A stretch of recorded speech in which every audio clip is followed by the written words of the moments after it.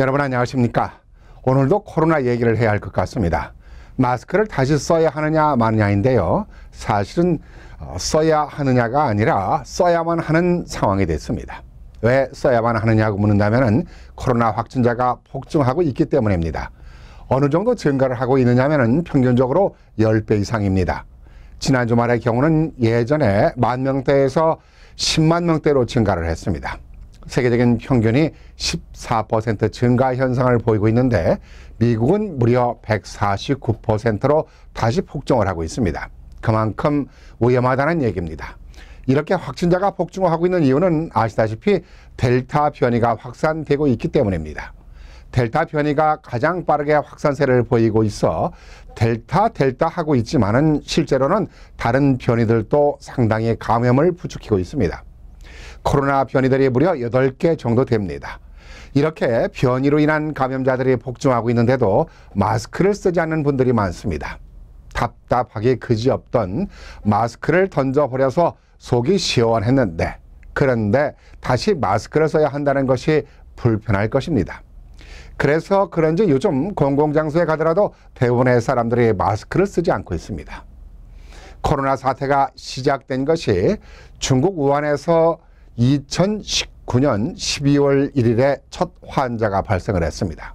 중국에 이어서 곧바로 유럽에서는 감염자들이 폭증하고 많은 사망자들이 발생하고 있다는 보도가 연일 터져 나왔습니다. 그런데도 미국은 먼 산만 바라보고 있었습니다. 그러다가 미국에서 2020년 1월 21일 첫 환자가 발생하기 시작했습니다. 그런데도 미국에서는 이를 방치하고 있었습니다.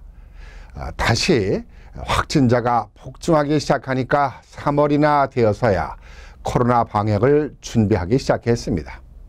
그것도 하는 동 마는 동 하다 보니 코로나 사태를 이렇게 더 악화시켰습니다. 미국 정부의 이런 안일한 방역 정책들이 어떠한 사태를 불러일으켰나요? 세계에서 가장 많은 확진자와 사망자를 만들어냈지 않습니까? 그 피해자들이 여러분의 가족들이고 우리 주변 사람들이었습니다. 다시금 변이 바이러스로 인해서 사태가 악화되고 있습니다. 미국 정부는 백신 공급에는 열심이지만 예방의 근본적인 방역이라든가 마스크의 중요성을 무시하고 있습니다. 물론 백신을 맞으면 감염에 대한 위험이 낮은 것은 사실이지만 돌파 변이라고 백신 접종자들도 상당수 재감염이 되고 있는 것입니다. 마스크를 써야 한다는 얘기입니다. 경제활동 때문에 어쩔 수 없는 일이라고 하지만 마스크를 쓴다고 해서 경제활동이 크게 감소되는 일이 아닙니다.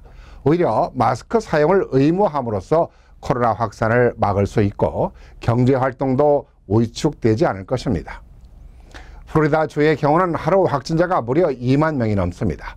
이러다가 다시 걷잡을 수 없는 확진자가 더 늘어나면 모든 것이 봉쇄되면서 돌이킬 수 없는 경제 마비를 가져올 수 있습니다.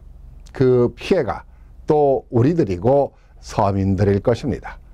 그 피해를 피할 수 있는 일은 누구에 의해서 보호받는 일이 아니라 우리 스스로 만들어야 하는 일입니다.